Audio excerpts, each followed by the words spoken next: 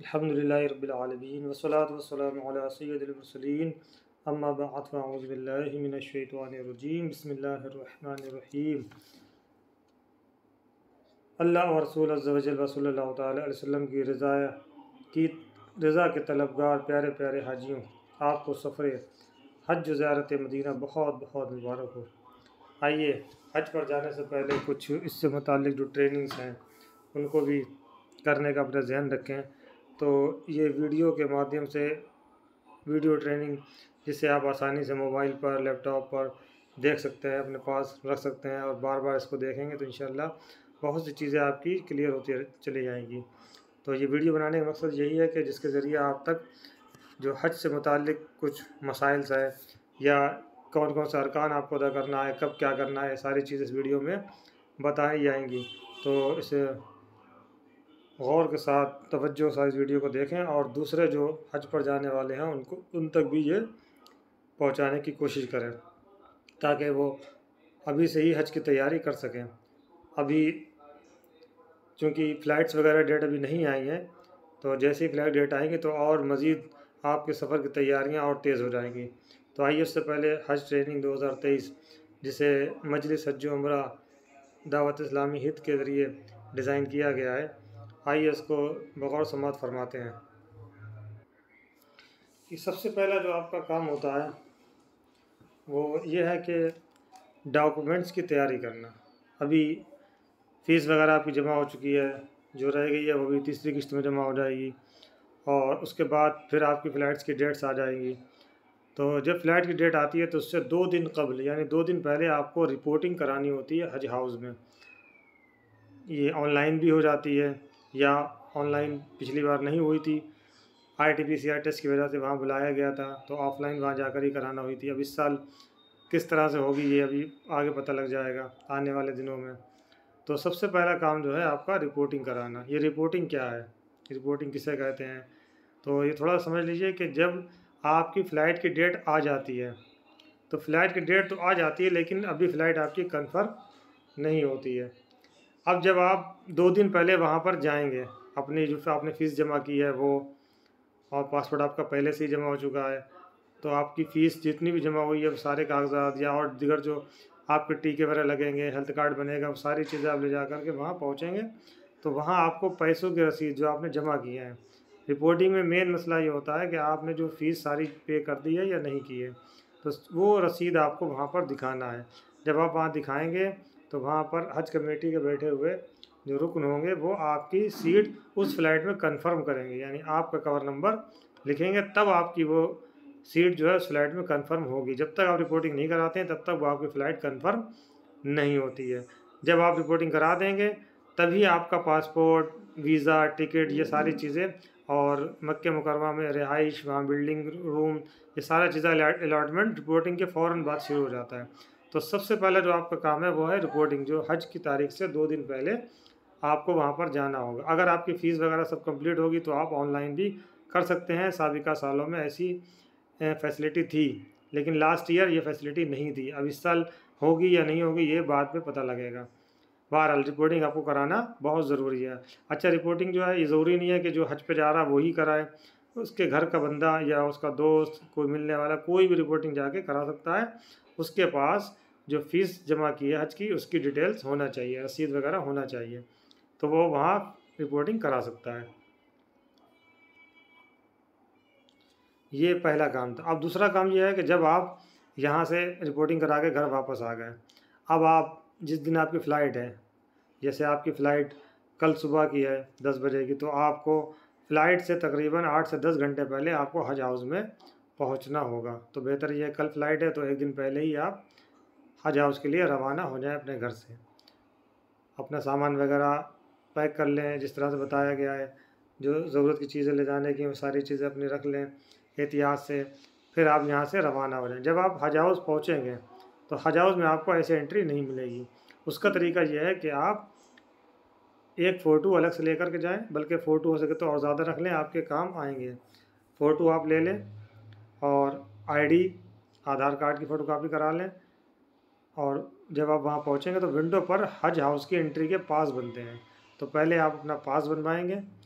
जितने हाजी जाने वाले हैं, जैसे एक कवर में 4 लोग हैं मैक्सिमम, तो 4 पास हाजियों को बनेंगे और उन 4 के साथ एक किसी का भी पास बन सकता है उनके, जिसे बोलते हैं उन चारों की खिदमत करने के लिए या उनकी हेल्प के लिए एक बंदे का कार्ड, एक बंदे का पास बन सकता है। एक कवर में एक का पास बनेगा। अगर एक कवर में 4 लोग हैं तो 4 के साथ एक का बनेगा, 2 हैं तो भी एक का बनेगा, एक है तो भी एक का ही बनेगा। एक कवर पर एक बनेगा। जैसे किसी का कवर नंबर UPF 5235-2-3-0, तो इसमें 2 लोग हैं तो इसमें एक का ही बनेगा। पास बन जाएगा, आप सामान वगैरह अपना रख दें, वहाँ पर लेबर लगे होते हैं, आपका सामान ले जाकर रूम तक वो पहुँचा देंगे। रूम का कोई अलाटमेंट हज हाउस में नहीं होता, जहाँ पर आपको जगह मिले जिस रूम में, आप उस रूम में अपना सामान रख दीजिए और अब वहाँ आप इंतज़ार करें। अब आपकी फ़्लाइट जैसे कल की है, तो फ़्लाइट से 8 घंटे पहले बताया गया था कि पहुँचना है, तो आपको वहाँ पर पासपोर्ट, वीज़ा, टिकट, वापसी का टिकट और ब्रेसलेट हाथ में पहनने वाला, आई कार्ड, ये सारी चीज़ें आपको वहाँ से काउंटर से मिलना शुरू हो जाएंगी 8 घंटे पहले।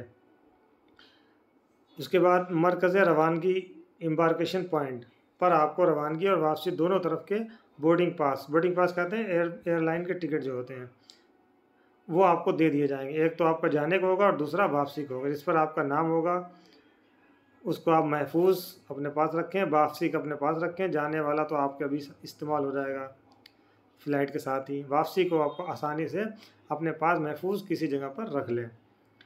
ये एम्बार्केशन पॉइंट जहाँ से आपकी फ़्लाइट होगी, जैसे लखनऊ से फ़्लाइट होती है तो लखनऊ होगी, जिसकी दिल्ली से होगी वो दिल्ली से जाएगा। ये आपका दूसरा काम था। अब जब आपकी सारे डॉक्यूमेंट्स, आपको कागजात वगैरह मिल जाते हैं, तो अब आपको क्या करना है कि इन दस्तावेज़ के मौसूल होते ही सबसे पहले अपना नाम व अन्य तफसीलात चेक करें। अगर कोई कमी हो तो रियासती हज कमेटी यानी स्टेट हज कमेटी जहाँ से आपने पासपोर्ट लिया है हज हाउस, वहाँ आप जा कर के चेंज कर लें। हो सकता है किसी दूसरे का पासपोर्ट आपके पास आ गया हो, वीज़ा किसी और का आ गया हो, अभी आपको चेक करना है। और वीज़े की, पासपोर्ट की, इसकी एक फ़ोटोकॉपी ज़ेरॉक्स करा के अपने घर पे, घर वाले साथ में उनको दे दें और अपने पास दूसरे बैग में भी कहीं पर रख लें। उसके बाद मरकज़ी रवानगी पर पासपोर्ट जिस मौल्लिम और रिहाइश की तफसील वाला स्टिकर चिपका होगा और शनाख्ती कार्ड दिया जाएगा। अब पासपोर्ट के पीछे आपका मक्के मुकर्रमा में बिल्डिंग नंबर, कमरा नंबर, मौल्लिम का नंबर, जिसे बोलते हैं मकतब नंबर। अच्छा, ये मौल्लिम क्या है? सारे हाजी साहिबान परेशान रहते हैं, ये मौल्लिम मिलता भी नहीं है, वहाँ जाके भी ढूंढते रहते हैं मौल्लिम को। मौल्लिम असल में कोई बंदे का नाम नहीं है। मौल्लिम कहते हैं एज ए कॉन्ट्रैक्टर, जैसे अपने कॉन्ट्रैक्टर होते हैं, ठेकेदार जिन्हें बोलते हैं, तो वहाँ पर हमारी रिहाइश का, हमारे ट्रांसपोर्ट का, मिना मुज़दलिफ़ा अराफात में हमारे ठहरने की जगह का ये कॉन्ट्रैक्ट दिया जाता है वहाँ पर। तो ये कॉन्ट्रैक्टर होते हैं, इनको अरबी में, अरबी के ज़बान में समझ लें या सऊदी अरब में इनको मौल्लिम बोलते हैं। यानी ये आपके कॉन्ट्रैक्टर हैं, ये पूरे आपका हज करवाएंगे। रिहाइशगाह, मीना, मुज़दलिफ़ा, अराफात इनके अंडर में होती है, ख़ैमे वगैरह इनके ज़रिए प्रोवाइड कराए जाते हैं। जैसे ही आप पहुँचते हैं आपका पासपोर्ट भी इन्हीं के पास महफूज रहता है। ट्रांसपोर्ट का जितना भी आपकी ट्रैवलिंग जो है, जैसे जब आप पहुँचेंगे मदीने पाक तो मदीने से आपको होटल तक ले जाएंगे, होटल से फिर आपको मीना, मुज़दलिफ़ा, अराफात, फिर वापसी फिर आपकी बिल्डिंग तक, फिर मदीना शरीफ से आपको मक्के मुकरमा ले जाएंगे, मक्के मुकरमा से मीना, मुज़दलिफ़ा, अराफात, जगह जगह आपको जहाँ जाना सारी जगह आपको ये ले जाते हैं। तो ये कॉन्ट्रैक्टर होते हैं, ये किसी को नहीं मिलते हैं, बल्कि इनके जो वर्कर्स होते हैं वो आकर रहते हैं। इसमें आपको क्या याद रखना है कि इनका एक नंबर होता है, ये नाम से नहीं जाने जाते हैं बल्कि नंबर होता है। नाम इनके बहुत लंबे होते हैं, हम याद भी नहीं कर सकते। इनका नंबर होता है, जैसे 41 number, 40 number, 28 number, 32 number, 30 number, तो ये कहलाता है मकतब नंबर। जैसे मकतब नंबर 40, तो मकतब नंबर 40 के आपका जो मौल्लिम है वो 40 नंबर का है। किसी का मान लिया 28 है तो वो उसका मकतब नंबर 28 है, यानी मौल्लिम नंबर 28 है। ये नंबर आपको याद रखना है और इसी से ही आपको पहचाना जाएगा वहाँ पर। आई कार्ड भी, जो आपको इकामा मिलता है रहने का, एक तो आई कार्ड आपको हज हाउस में मिल जाएगा, दूसरा आपको मक्के पाक पहुँचने पर मिलता है। बहरहाल, तो ये मौल्लिम के बारे में कुछ जानकारी थी जिसमें बहुत कन्फ्यूज़न रहता है, ये मैंने बता दी। पासपोर्ट और बोर्डिंग पास की 2 सेट फ़ोटोकॉपी करा के अपने पास महफूज रख लें, ये भी ज़रूरी है। ये इस तरह से देखिए, ये चेक लिस्ट होगी। ये पासपोर्ट आपका फ़ोटो लगा होगा, एक पर्ची लगी होगी जिस पर कवर नंबर वगैरह आपका होगा, ये पासपोर्ट के पीछे ये लिखा हुआ है बिल्डिंग नंबर, रूम नंबर, इसमें सारी चीज़ डिटेल है, मकतब नंबर सब दिया हुआ है। उसके बाद ये आई कार्ड होगा, ये ब्रेसलेट होता है इस तरह से, गोल भी होता है कड़े की तरह। ये जैसे पासपोर्ट नंबर, बिल्डिंग नंबर लिखा है 185, रूम नंबर 402, मकतब नंबर 37। ये देखिए, यह है मकतब नंबर 37, मक्का ब्रांच। ये ब्रांच है, यानी जो हाजी साहिबान रहते हैं उनकी सहूलत के लिए वहाँ पर ऑफिस बनाए जाते हैं हज कमेटी की तरफ से। बल्कि हज कमेटी क्या, समझ लें कौंसलेट जनरल ऑफ इंडिया जो जद्दा में होते हैं उनकी तरफ से, CGI की तरफ से ये बनाए जाते हैं। तो उनकी ये ब्रांच होती है, 9 number branch, 8 number branch, 10 number branch, इस तरह से। मक्का टेलीफोन नंबर भी दिया हुआ है इस पर। ये सारी चीज़ें आप उसको देख लें, सब मैच कर लें। आइए, अब ये सारे डॉक्यूमेंट जब आपको मिल जाएंगे, तो डॉक्यूमेंट मिलने के बाद, जब डॉक्यूमेंट सारे आपको मिल जाएंगे, तो डॉक्यूमेंट मिलने के बाद आप अपने पास फ़ोटोकॉपी करके महफूज रखें और वहाँ पर पहुँच जाएं। अब आपका सफ़र शुरू हो जाएगा। सफ़र शुरू कहाँ से होगा कि अब आपका सामान जमा होना शुरू होगा। तकरीबन 6 घंटे पहले, 5 घंटे पहले आपका सामान जमा होना शुरू हो जाएगा हज हाउस से ही। अब हज हाउस में आप सामान अपना जमा कर देंगे, आपका सामान वज़न हो जाएगा, स्टीकर टैग लग जाएगा, वो टैग आपके टिकट पर चिपका कर आपको दे देंगे, सामान आपका चला जाएगा। उसके बाद बसें लगती हैं और हाजियों को एक एक दो दो करके वहाँ से रवाना किया जाता है। पहले तो ये था कि रियाल भी हज हाउस में ही मिला करते थे, चूँकि हज कमेटी पैसा जमा करती थी। अब इस साल तो पैसे जमा ही नहीं कर रही हज कमेटी, तो रियाल आपको ख़ुद ख़रीदना है। तो हज हाउस में SBI का, स्टेट बैंक ऑफ इंडिया का काउंटर लगा होगा, आप वहाँ पर रियाल भी कन्वर्ट करवा सकते हैं, अपने इंडियन करेंसी को रियाल में कन्वर्ट करा लें और यहीं से कन्वर्ट करा कर आप ले जा सकते हैं। ठीक है, ये थोड़ा सा जानकारी थी आपकी हज हाउस की। फिर आपको एयरपोर्ट ले जाया जाएगा, एयरपोर्ट पर आपका इमिग्रेशन होगा, इमिग्रेशन वगैरह करा के आप अंदर जाएंगे, फिर फ़्लाइट के लिए आपको बैठाला जाएगा, तरह तरह की सारी चीज़ मामलात आपके सामने आएंगे। वहाँ पर सब वर्कर्स लगे होते हैं, आपको कुछ तरह की घबराने की ज़रूरत नहीं है, बआसानी आपका सारा ये मरहला तय होता चला जाएगा, आहिस्ता आहिस्ता आहिस्ता आहिस्ता आप पहुँच जाएंगे। अब चूँकि कुछ हाजियों को पहले मदीना मुनव्वरा भेजा जाता है, कुछ हाजियों को पहले मक्के मुकर्रमा भेजा जाता है।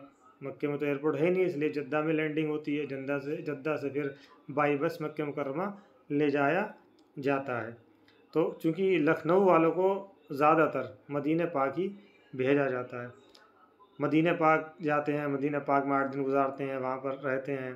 तो पहली जो लैंडिंग होगी वो आपकी फ़्लाइट जो होगी वो लखनऊ से मदीना मुनव्वरा ज़ादल्लाहु शरफ़ों व ताज़ीमा यानी मदीना पाक में जाएगी। तो मदीना पाक में आपको इसके बारे में हम बाद में बताएंगे अगली वीडियो में कि मदीना पाक में क्या क्या आपको करना है। अभी चूँकि ये हमारा जो मौजू है वो हज से रिलेटेड है, यानी हज की जो तैयारियां हैं, उनके जो अरकान हैं, उसके बारे में बात करना है। तो आइए सबसे पहले याद रखने की 55 इस्तिलाहात, यानी ऐसी इस्तिलाहात हैं जिनका याद रखना ज़रूरी है और हमें पता भी होना चाहिए। जब हम हज करने जा रहे हैं तो इसके मसाइल सीखना भी हमारे लिए ज़रूरी है। जैसे सबसे पहले नाम है अशूर हज। अशूर हज यानी हज के महीने, यानी शव्वालुल मुकर्रम, ज़ुल्क़ादा दोनों मुकम्मल और ज़ुल्हिज्जा की इब्तिदाई 10 दिन, यानी यानी अशहूर हज क्या कहलाता है, आसान पाएंगे। अशहूर हज कहलाता है हज के महीने, यानी वो महीने जिन्हें हज का महीना कहा जाता है। वैसे तो हज 10 ज़िलहिज्जा को ही, 9 ज़िलहिज्जा को होता है, लेकिन इन्हें अशहूर हज भी कहा जाता है। जैसे शव्वालुल मुकर्रम यानी जो छोटी ईद का चाँद होता है, पहली तारीख ईद होती है, ज़ुल्क़ादा, इसके बाद जो अगला महीना आएगा, फिर ज़िलहिज्जा जिसमें हज होता है। तो एक शव्वालुल मुकर्रम से लेके और ज़ुल्हिज्जा की 10 तारीख तक ये अशहूर हज कहलाता है। उसके बाद अगला इस्तिलाह एहराम। एहराम किसे कहते हैं? जब हज या उम्रा या दोनों की नियत करके तलबिया पढ़ते हैं तो बाज़ हलाल चीज़ें भी हराम हो जाती हैं, इसको एहराम कहते हैं। वैसे तो एहराम आम भाषा में समझते हैं कि जैसे 2 चादरों का नाम एहराम है, तो वो एहराम के कपड़े हैं, यानी एहराम की हालत में आपको उनका इस्तेमाल करना है, क्योंकि एहराम में आप सिला हुआ कपड़ा नहीं पहन सकते। तो इसलिए उसको एहराम की चादरें कहा जाता है। असल में एहराम क्या है कि जब हज या उम्रा या दोनों की नियत करके तलबिया पढ़ते हैं तो बाज़ हलाल चीज़ें भी हराम हो जाती हैं, इसको एहराम कहते हैं। और मिजाजन उन बग़ैर सिली चादरों को भी एहराम कहा जाता है जिन्हें मोहरिम इस्तेमाल करता है। तो जिन चादरों को हम इस्तेमाल करते हैं उसे भी एहराम कहते हैं। लेकिन हकीकत में एहराम क्या है कि जब कोई भी हज या उम्रा या दोनों की नियत से तलबिया पढ़ते हुए उस पर कुछ हलाल चीज़ यानी पहले जो हलाल थी अब उस पर हराम हो गई तो इनको एहराम कहते हैं। ठीक है, इसको याद रखेंगे। तलबिया क्या है? अगली जो हमारा तीसरा है वो है तलबिया। तलबिया यानी वो वजीफ़ा जो मुहरिम के लिए यानी जिस पर एहराम की पाबंदी आहिद है उसके लिए वो वजीफ़ा कसरत से पढ़ने को कहा गया है। तो तलबिया भी आपको याद रखना है, अभी से याद कर लें, पढ़ते रहें। लब्बैक अल्लाहुम्मा लब्बैक लब्बैक ला शरीक लक लब्बैक इन्नल हम्दा वन निअमता लक वल मुल्क ला शरीक लक। ये पूरी तलबिया है, इसको आप ज़बानी याद कर लें। और जब आप एहराम की हालत में हो तो आपका अफजल वजीफ़ा जो है ये तलबिया पढ़ना ही कहलाता है, अफजल वजीफ़ा। उसके बाद अगला है इज्तिबा। इज्तिबा किसे कहते हैं? एहराम की ऊपर वाली चादर को सीधे बगल से निकाल कर इस तरह उल्टे कंधे पर डालना कि सीधा कंधा खुला रहे। यानी जो हम एहराम की 2 चादरें पहनते हैं तो ऊपर वाली जो चादर है उसका सीधे हाथ की तरफ से सिरा निकाल के और बगल के अंदर से लाके उल्टे वाले कंधे पर डाल लें और सीधा मोड़ा खोलना, या सीधा कंधा जो खोला जाता है इसको कहते हैं इज्तिबा। ये कब खोला जाता है? ये तवाफ़ के दौरान खोला जाता है। जब आप तवाफ़ करते हैं उम्रे का तब ये खोला जाता है। हज का करते हैं जब भी खोला जाता है। अच्छा, हज का जो तवाफ़ ज़ियारा होता है उसमें तो वो सिले हुए कपड़ों में होता है तो वहाँ पर इज्तिबा नहीं होता। तो इज्तिबा सिर्फ एहराम में होता है। जब आप उम्रा करेंगे तो सीधा कांधा खोलने को इज्तिबा कहते हैं। उसके बाद है रमल। रमल क्या होता है? अकड़कर शाने कंधे हिलाते हुए छोटे छोटे कदम उठाते हुए कदरे यानी थोड़ा तेज़ चलना, यानी अकड़ कर चलना। जब आप तवाफ़ करेंगे तो उस तवाफ़ में आपको शुरू के जो 3 चक्कर हैं वो आपको अकड़ कर चलना, ये कहलाता है रमल, रमल कहलाता है। उसके बाद है तवाफ़। तवाफ़ के बारे में सभी जानते हैं क्या है? काबे का 7 चक्कर लगाना, ये तवाफ़ कहलाता है। उसके बाद मताफ़। मताफ़ किसे कहते हैं? जहाँ पर तवाफ़ किया जाता है, यानी तवाफ़ करने की जगह को मताफ़ कहते हैं। उसके बाद है तवाफ़ ज़ियारा। तवाफ़ ज़ियारा क्या है? ये हज का जो तवाफ़ होता है, यानी 9 तारीख को हाजी लोग मैदान अरफ़ात में होते हैं। उसके बाद 10 ज़िलहिज्जा को ये तवाफ़ होता है, 10 से लेकर 12 तक किया जा सकता है, 12 की मगरिब से पहले पहले।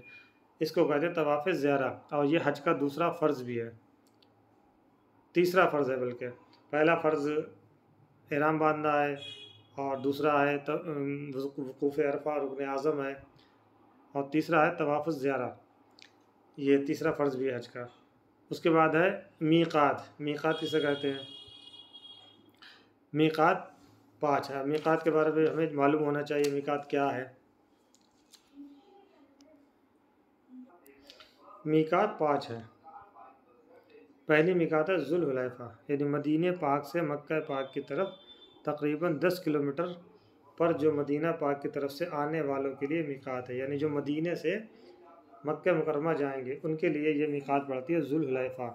हम लोगों को भी यानी जो लखनऊ से या और जो दिल्ली है या और जो एम्बार्केशन पॉइंट है वहाँ से जो हाजी लोग जाते हैं उन्हें पहले मदीने भेजा जाता है। फिर जब मदीने से मक्का मुकरमा जाते हैं तो उन्हें इसी मीक़ात पर ही एहराम बांधना होता है। तो ज़्यादातर शाहजहाँपुर, बरेली, ये सब लोग लखनऊ से जाने वाले ज़्यादातर सब मदीने पाक से ज़ुल्हुलैफ़ा होते हुए ही मक्का मुकरमा के लिए जाते हैं। तो ये ज़ुल्हुलैफ़ा यही मीक़ात है मदीने से मक्का जाने वालों के लिए। दूसरी मीक़ात है ज़ात इराक़, इराक़ की जानिब से आने वालों के लिए। उसके बाद तीसरी है यलमलम, ये अहले हिंद, पाक और यमन की तरफ से आने वालों के लिए मीक़ात है। अब हमारे लिए जो मीकात है वो यलमलम है, लेकिन हम चूँकि पहले मदीने पहुँच जाते हैं, तो अब मदीने से जब हम पहुँच रहे हैं मक्के पाक तो फिर जुल्हुलैफा से जाते हैं। लेकिन अगर कोई यहाँ से डायरेक्ट जद्दा जाता है, जैसे मुंबई है, कोलकाता है और जो एम्बार्केशन पॉइंट है वहाँ से जो हाजी लोग जाते हैं उन्हें पहले जद्दा जाना होता है, तो वो इसी मीकात से गुजरते हैं। यलमलम ये हिंद और पाक वालों के लिए, यमन की तरफ जाने वालों के लिए मीकात कहलाती है। उसके बाद है ज़ोफ़ा, मुल्क शाम की तरफ से आने वालों के लिए। करन उल मनाजिल यानी नजद रियाद की तरफ से आने वालों के लिए ये मीकात कहलाती है। जो ताइफ लोग जाते हैं तो वहाँ से आने वालों के लिए ये कहलाती है मीकात। तो हमें ये जानना चाहिए। ये मीकात एक बॉर्डर है, जैसे बॉर्डर समझ लें, जैसे किसी मुल्क का एक बॉर्डर होता है, इस तरह ये मीकात एक बॉर्डर है काबे पाक के आसपास, यानी काबे के आसपास ये एक पूरा बॉर्डर मक्के के बाहर बना हुआ है, मीलों तक मीकात फैली हुई है।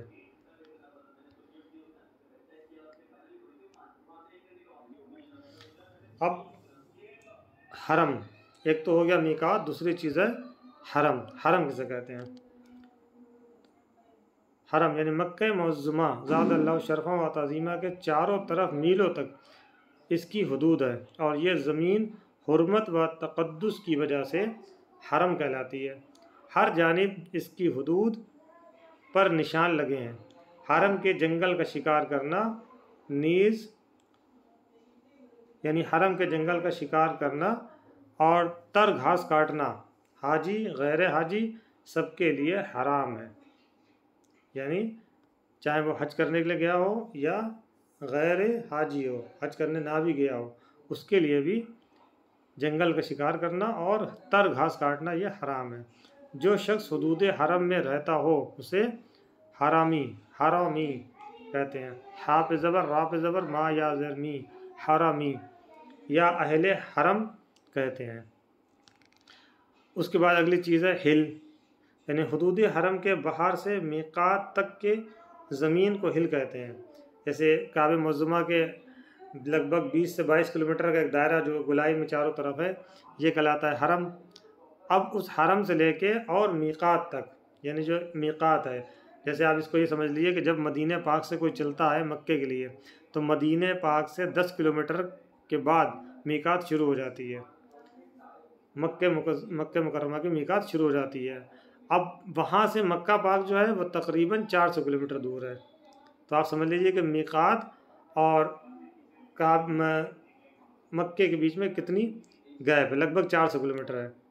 तो इसको ये समझ लें कि जब जो हमारा हरम है, जो काबा है, जहाँ पर लोग तवाफ़ करते हैं, वहाँ से तकरीबन 20 से 22 किलोमीटर आपका हो गया हरम का एरिया चारों तरफ। कहीं पे 22 है, कहीं पे 24 है, कहीं पर 20 है, तो ये हो गया आपका हरम का एरिया।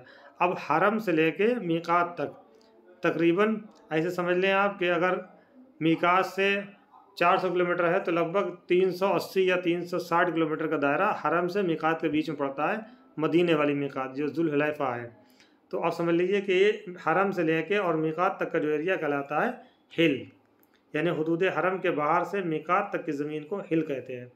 इस जगह दो चीज़ें हलाल हैं जो हरम की वजह से हुदूद हरम में हराम है। ज़मीन हिल का रहने वाला हिल्ली कहलाता है। ये बात समझ लीजिए कि हुदूद हरम के बाहर से मीकात तक की ज़मीन को हिल कहते हैं। उस जगह पर दो चीज़ें हलाल हैं जो हरम की वजह से हुदूद हरम में हराम है। यानी हरम में तो वो मना है, लेकिन हिल में यहाँ पर वो दो चीज़ें जायज़ हैं। इनको, इसमें रहने वालों को क्या कहते हैं? हिल्ली कहते हैं। उसके बाद होता है आफाकी। आफाकी कौन होता है? वो शख्स जो मीकात के हुदूद से बाहर रहता है, जैसे हम लोग हैं, इंडिया, पाकिस्तान, बांग्लादेश, यानी आप ये समझ लीजिए कि अरब के का भी कुछ खित्ता आफाकी है।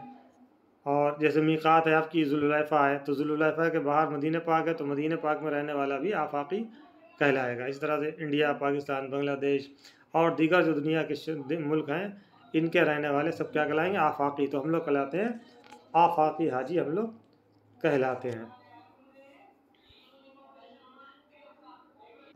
अब अगली चीज़ है तनईम। हुदूद हरम से खारिज वो जगह जहाँ से मक्के मुकर्रमा में क़याम के दौरान, ये जब मक्के मुकर्रमा में आप रह रहे होंगे, उसके दौरान उम्रे के लिए एहराम बांधते हैं और ये मकाम मस्जिद हराम से तकरीबन 7 किलोमीटर जानिब मदीना मुनव्वरा है। अब यहाँ एक मस्जिद यानी मस्जिद आयशा बनी हुई है। इस जगह को अवाम छोटा उम्रा कहती है। ठीक है। इसी तरह से एक जगह है जोराना, ये तकरीबन 20 किलोमीटर 26 किलोमीटर दूर है हरम से।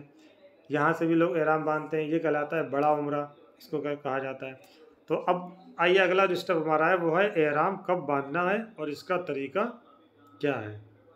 एहराम तो अब देखिए, एहराम हज हाउस में ही बांध लें और मकरू वक्त ना हो तो 2 रकअत नमाज नफल भी पढ़ लें, लेकिन अभी नियत ना करें।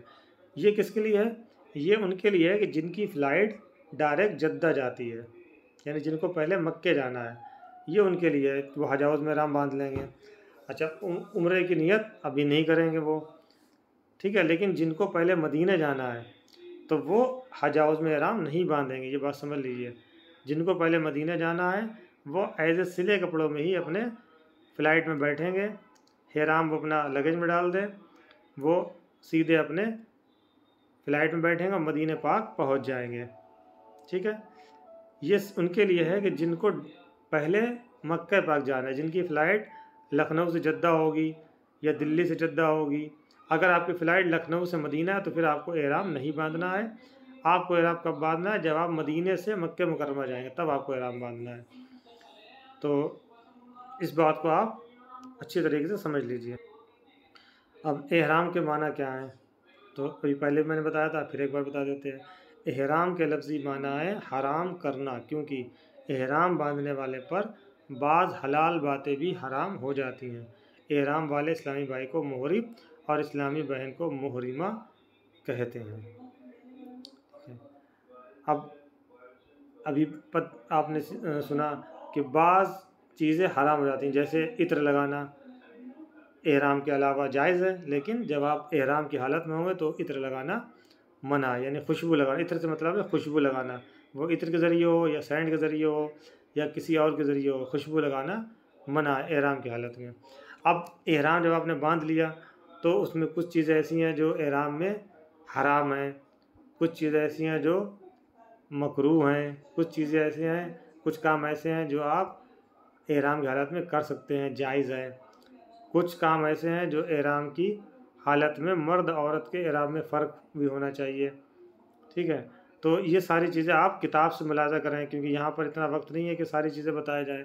तो इनके लिए आप एक बहुत ही बेहतरीन किताब रफ़ीक़ुल हरमैन यानी हरम का दोस्त, ये किताब आप हासिल कर लें। इसमें इंशाअल्लाह ये सफ़ा नंबर जो दिया हुआ है ये उसी किताब का सफ़ा नंबर भी डाला गया है कि अगर आपको एहराम में जो काम हराम है वो देखना है तो आप 79 पेज पर देख सकते हैं। एहराम में जो काम मकरूह हैं वो आप 80 पेज पर 80 नंबर पर देख सकते हैं। एहराम में जो काम जायज़ हैं वो आप 82 नंबर पर देख सकते हैं। मर्द और औरत के एहराम में फ़र्क, तो इसमें क्या है कि इस्लामी बहनें हस्बे मामूल सिले हुए कपड़े पहने। अच्छा, एहराम मर्द और औरत का फ़र्क क्या है कि मर्दों के लिए तो सिला हुआ कपड़ा पहनना मना है, वो सिर्फ 2 चादरें पहनेंगे, एक नीचे तहबंद और ऊपर ओढ़ने वाली चादर। औरतों का क्या है कि औरतें जो हैं वो अपने सिले हुए के कपड़ों में, जैसे रोज़मर्रा कपड़े पहनती हैं वैसे ही वो सिले हुए कपड़े पहनेंगी। दस्ताने और मोज़े भी पहन सकती हैं। वो सर भी ढाँपें मगर चेहरे पर चादर नहीं ओढ़ सकती, यानी जो चेहरा उनका है वो चेहरा उनको खुला रखना पड़ेगा। गैर मर्दों से चेहरा छुपाने के लिए हाथ का पंखा या कोई किताब वगैरह से ज़रूरतन आड़ कर लें। अब जैसे चूँकि चेहरा छुपाना मना है तो आप कोई गैर महरम आपके सामने आ गया तो फिर आपको पंखे की आड़ से या वैसे किसी भी चीज़ से आप उसको चेहरा अपना छुपा सकते हैं। वैसे आपको चेहरा खुला रखना है, यानी इस्लामी बहनों को ये ध्यान रखना है। एहराम में औरतों को किसी ऐसी चीज़ से मुंह छिपाना जो चेहरे से चिपटी हो हराम है।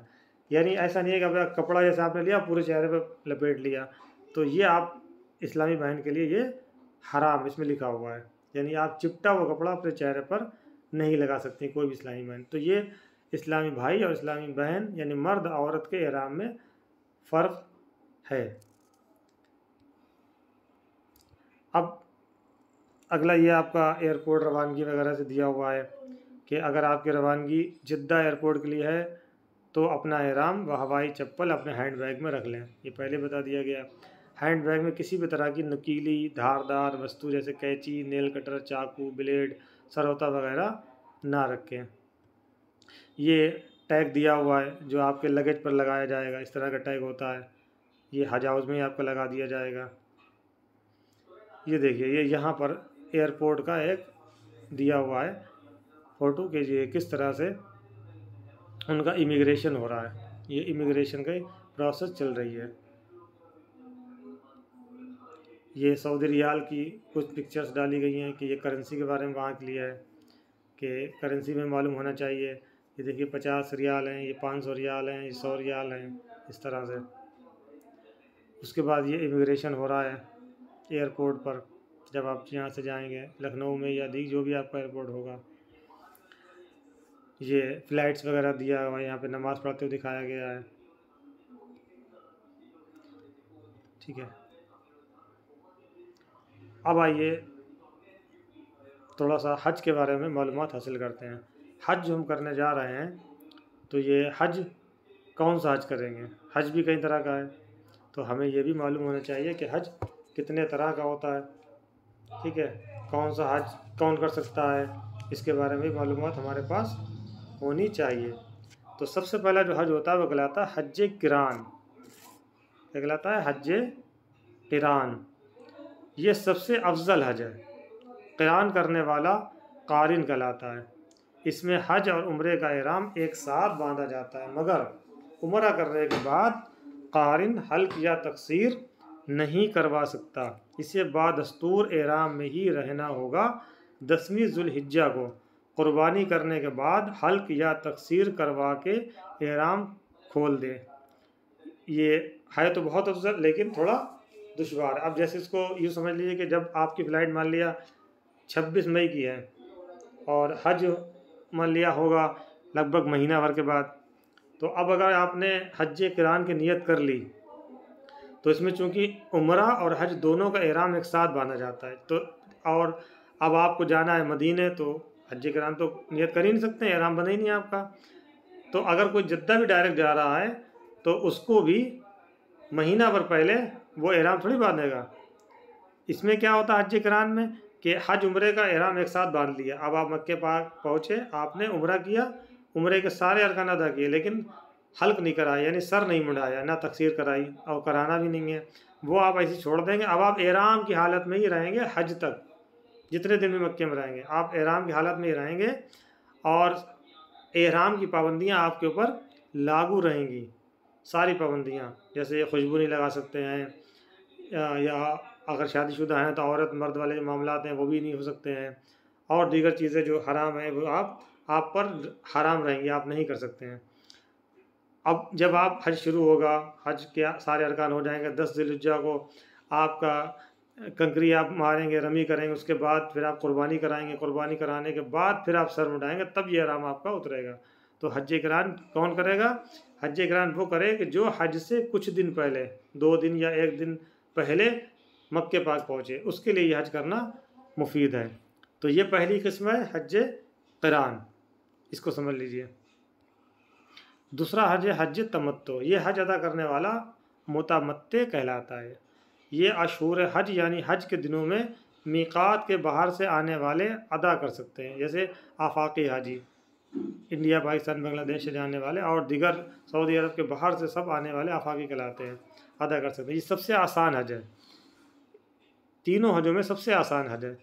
इसमें पहले उम्रे का एहराम बांधा जाता है, उसके बाद हल्क या तकसीर करा के एहराम खोल दिया जाता है, और 7 या 8 ज़िलहिज्जा को एहराम बांध लिया जाता है। यानी इसमें पहले आपको उम्रा करना है, जाके उम्रा करके आपने सारे अरकान अदा करे, सर मुड़ा दिया, एहराम खोल दिया, अब आप सिले कपड़ों में मक्के पाक में रह सकते हैं। जब तक हज नहीं होगा आप सिले कपड़ों में रह सकते हैं। दोबारा उम्रा करना है तो मस्जिद आयशा जाके दोबारा उम्रा भी कर सकते हैं। एक दिन में 2 उम्रे कर सकते हैं, 4 कर सकते हैं, 8 कर सकते हैं, जितने चाहें करें, कोई पाबंदी नहीं है। नफली तवाफ भी खूब करें। तो ये सबसे आसान हज कहलाता है। और यहाँ से जाने वाले यानी इंडिया, पाकिस्तान, बांग्लादेश जो पहले से जाते हैं महीना भर पहले, तो वो सारे तमत्तो हज ही करते हैं। ये सबसे आसान हज है। अब जैसे हम लोग लखनऊ की जो फ़्लाइट होती हैं वो सारी फ़्लाइटें मदीना पाक जाती हैं, दिल्ली की फ़्लाइटें सारी फ़्लाइटें मदीना जाती हैं, तो अब ज़ाहिर सी बात यहाँ से एहराम बांध के तो जाएंगे नहीं। अब आपको 8 दिन मदीने पाक में रहना है तो वहाँ सिले कपड़े ही पहनना है। जब आप मदीने से मक्के पाक जाएंगे तब भी तकरीबन 20 दिन, 25 दिन, 15 दिन या एक एक महीने का वक्फा होता है बसा औकात। तो जब भी आप एहराम जो है नहीं बांधेंगे, हज करान नहीं करेंगे इतना, क्योंकि उसमें आपका एहराम उतरेगा ही नहीं, तो आसान हज है हज तमत्तु। उसके बाद तीसरा है हज इफ़राद। इफ़राद करने वाले हाजी को मुफरिद कहते हैं। इस हज में उम्रा नहीं, इसमें उम्रा नहीं होता, सिर्फ हज का एहराम बांधा जाता है। मक्के और हुदूद हरम के दरमियान में रहने वाले हज इफ़राद करते हैं, यानी मक्के पाक में और हुदूद हरम में, यानी हरम के अंदर रहने वाले के दरमियान के लोग जो हैं, ये सारे लोग हज इफ़राद करते हैं। किरान या तमत्तो करेंगे तो दम वाजिब होगा, आफाकी हज इफ़राद कर सकता है। अब हम लोग के लिए बहुत फ़ायदा, अब जैसे ये इफ़राद है तो मक्के पाक में रहने वाले या उसके अतराफ़ में हरम के दरमियान में रहने वाले इतने भी लोग हैं, ये सिर्फ हज इफ़राद ही करेंगे, ये तमत्तो और किरान नहीं कर सकते हैं। और हम लोग जो हैं हज तमत्तो और हज किरान दोनों ही कर सकते हैं। ये एक हम लोग के लिए बहुत बड़ी फजीलत है। हम हज इफ़राद भी कर सकते हैं, हज तमत्तो भी कर सकते हैं, हज किरान भी कर सकते हैं, लेकिन उसकी कंडीशंस हैं, इसकी जैसी ये सहूलत है वैसा काम किया जाएगा। अब आइए हज के बारे में मालूमात हासिल करते हैं। हज के फ़राइज़, हज के फ़राइज़ कितने हैं? तो हज के 3 फ़राइज़ हैं। सबसे पहला है एहराम बांधना, दूसरा फ़र्ज़ है वकूफ़ अरफ़ात, यानी 9 ज़िलहिज्जा को एहराम की हालत में ज़ोहर के वक्त से लेकर 10 तारीख के सुबह सादिक तक अगर कोई एहराम की हालत में पहुंच गया लम्हे भर के लिए भी मैदान अरफ़ात में, तो उसका वकूफ़ अरफ़ात अदा हो जाता है। यानी अरफ़ात में क़याम करना 9 ज़िलहिज्जा को यह कहलाता है वकूफ़ अरफ़ात, यानी 9 ज़िलहिज्जा की ज़ोर से लेकर 10 तारीख की सुबह सादिक तक ये वकूफ़ का टाइम है। इतने वक्त, इसके बीच में कभी भी आदमी पहुँचेगा तो उसका वकूफ़ अदा होगा। ये दूसरा फ़र्ज़ है। तीसरा फ़र्ज़ है तवाफ़ुज़ ज़ियारा, यानी जो काबे का तवाफ़ है, ये 10 ज़िलहिज्जा को होता है। क़ुरबानी हलक कराने के बाद एहराम उतर जाता है, सिले कपड़ों में ये होता है। तो ये 3 फ़राइज़ हैं हज के, याद रखें। उसके बाद हज के वाजिबात, तो पहला है वकूफ़ मुज़दलिफ़ा, यानी मुज़दलिफ़ा का जो वकूफ़ है ये वाजिब है। जमरात की रमी, यानी तीनों शैतानों को कंकरी मारना, ये कहलाता है रमी। क़ुरबानी कराना, हल्क़ या तकसीर कराना, हज की सई करना, ये तवाफ़ुज़ ज़ियारा के बाद जो हज की सही, सफ़ा मरवा की सही करना होता है, ये कहलाता है हज की सही। और हज की सही जो है ये सिले कपड़ों में ही होती है। सिर्फ हज की ही सही ऐसी है जो सिले कपड़ों में होती है, इसके अलावा कोई भी सही, यानी सफ़ा मरवा के बीच जो चलना होता है, हज के अलावा सारी सही आपकी एहराम की हालत में ही होगी। सिर्फ हज की सही है ये सिले कपड़ों में होती है। तवाफ़ुल विदा या रुखसत, तवाफ़ रुखसत या तवाफ़ुल विदा, यानी आफाकी हाजी के लिए ये भी वाजिब है। ये फ़र्ज़ थे, फ़राइज़ थे और ये वाजिबात थे।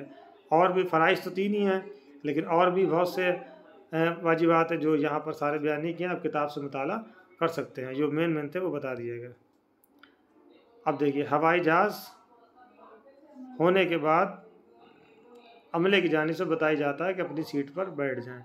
ये थोड़ा सा मसला रहता है अपने हाजियों के साथ कि वो अक्सर फ़्लाइट में बैठे हैं और उठ कर जाते हैं, फ़्लाइट टेक ऑफ हो रही है या लैंडिंग हो रही है, फ़्लाइट का अमला बताता है लेकिन वो नहीं मानते हैं।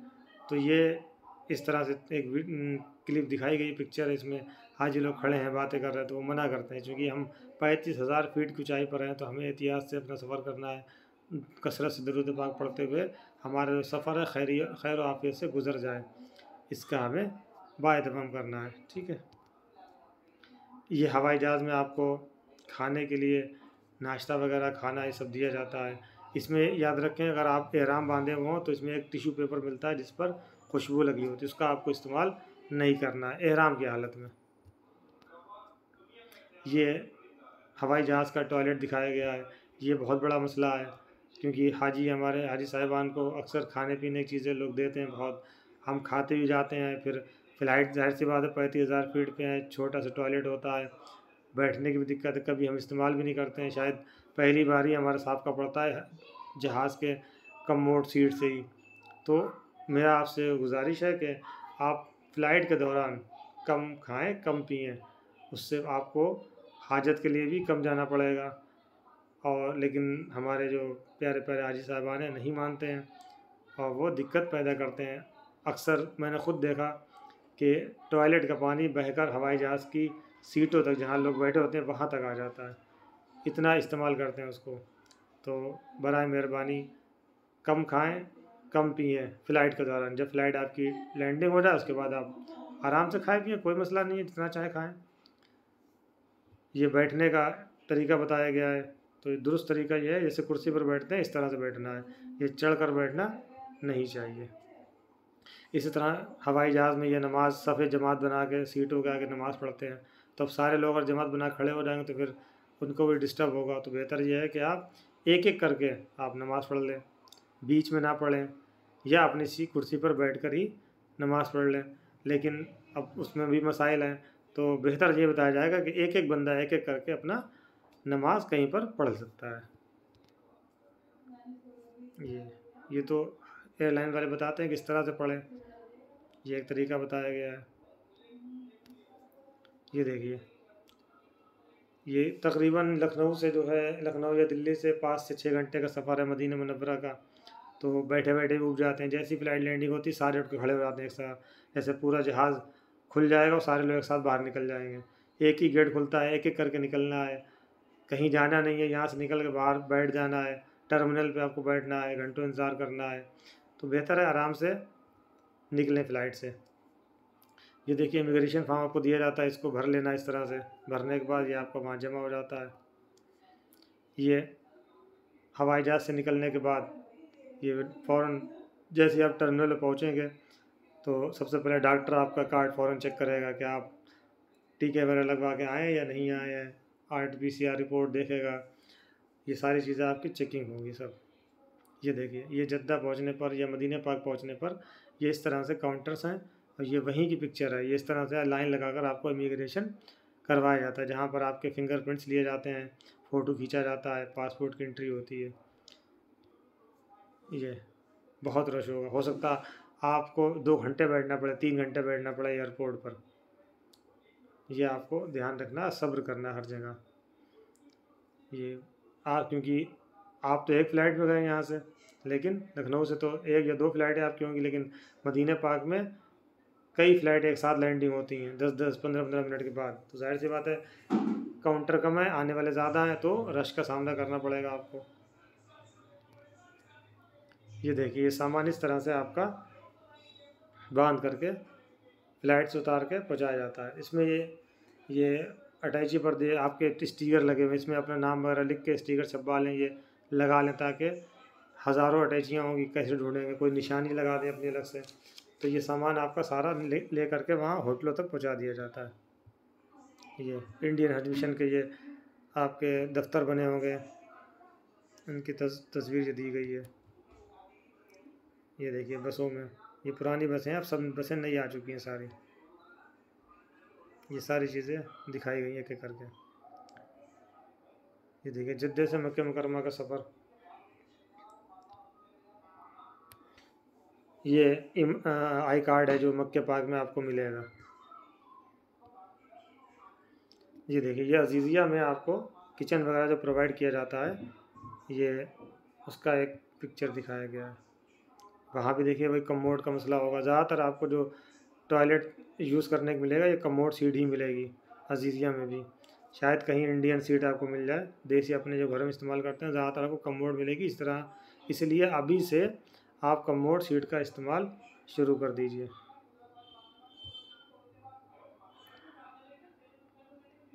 ये इस तरह से देखिए, Aziziyah transport facility available in between Aziziyah and Mecca. Aziziyah से मक्का के लिए आपका ये ट्रांसपोर्ट है कि जब आप, क्योंकि अजीज़िया जो है वो हरम से, यानी काबा मुअज़्ज़मा जो मस्जिद हरम है, वहाँ से अजीज़िया तकरीबन 8 से 10 किलोमीटर है, और आपको बसों के ज़रिए ही वहाँ से जाना होता है। तो 2 बसें बदलना होती हैं। पहले आपकी एक बिल्डिंग से अजीज़िया से बस आपको ले जाएगी स्टैंड तक, फिर स्टैंड से एक बस आती है हरम की, वहाँ से आप बैठकर जाएंगे अंदर, हरम के अंदर जाएंगे टनल से गुज़रते हुए। इसमें आपको ये ध्यान रखना है कि जब आप अपनी बिल्डिंग से निकलेंगे तो वो आपका एक बस नंबर होगा, 9 नंबर, 8 नंबर, 5 नंबर, 4 नंबर, जो भी आपका नंबर बस का कार्ड मिलता है, आप उसी नंबर की बस से अजीतिया से जाएंगे स्टैंड तक। अब स्टैंड पे आपको जब उतर जाएंगे तो वहाँ पर और मुल्कों की बसें होंगी। अपने इंडिया की कई ब्रांचों की बसें होती हैं, कोई 10 नंबर से होगी, कोई 5 की होगी, कोई 4 की होगी। फिर वहाँ पर दूसरी बस मिलती है हरम की बस, इसमें कोई नंबर नहीं होता है और उसमें सारे मुल्कों के लोग, चाहे वो India, Pakistan, Bangladesh, Iran, Africa, अलग अलग मुल्कों के लोग होते हैं। उस बस में कोई भी बैठ सकता है, कोई पाबंदी नहीं है। उसमें बैठेंगे और वो बस टनल से गुजर के, यानी जो पहाड़ काट के गुफ़ा बनाई गई उस गुफ़ा में से निकल के और मस्जिद हरम तक वो पहुँचाती है, वहाँ आपको छोड़ देती है। इसी तरह जब आप वापस आएंगे तो उसी हरम की बस में बैठ के अपने स्टैंड तक आएंगे, फिर स्टैंड पे उतरेंगे। स्टैंड से अब आपको अपने नंबर की बस में बैठना। एक बार आप जाएंगे तो आपके मुहावरे में आ जाएगा, फिर बार बार आप आते जाते रहेंगे। ये हरम के गेट हैं, 45 नंबर, 11 नंबर, इस तरह से ये दिखाया गया है। इनको भी आपको याद रखना है। इसी तरह मदीना मुनव्वरा में भी गेट होंगे, इसको भी आपको याद रखना है। अब देखिए, अब जब आप मदीने से मक्के पाक पहुँचेंगे या डायरेक्ट मक्के मुकर्रमा पहुँचेंगे तो सबसे पहला काम आपका क्या होगा? जब आप मक्के पाक पहुँचेंगे सबसे पहला काम आपका क्या होगा, क्या करना है आपको? तो सबसे पहला काम जो है आपको वो करना है उम्रा करना। यानी जब आप मदीने में 8 दिन गुजार चुकेंगे, जो डायरेक्ट जाएंगे जद्दा तो वो तो डायरेक्ट मक्के पाक पहुँचेंगे, और जो डायरेक्ट नहीं जाएंगे तो वो पहले मदीने रुकेंगे 8 दिन, मदीने पाक में रुक कर के फिर आपको मक्के पाक भेजा जाएगा। तो जुल्हुलैफा से आप एहराम बांधेंगे। अब आपने एहराम बांध लिया जुल्हुलैफा में, अब आपका सफ़र जो है ये मक्के पाक का शुरू हुआ। अभी तक जो बताया गया ये सब आपका हिंदुस्तान का था, कुछ चीज़ें वहाँ की थी बताई गई। अब यहाँ से जो आपका सफ़र है मेन, वो सफ़र शुरू हो रहा है। तो जब आप मदीने पाक से पहुँचेंगे हरम के लिए,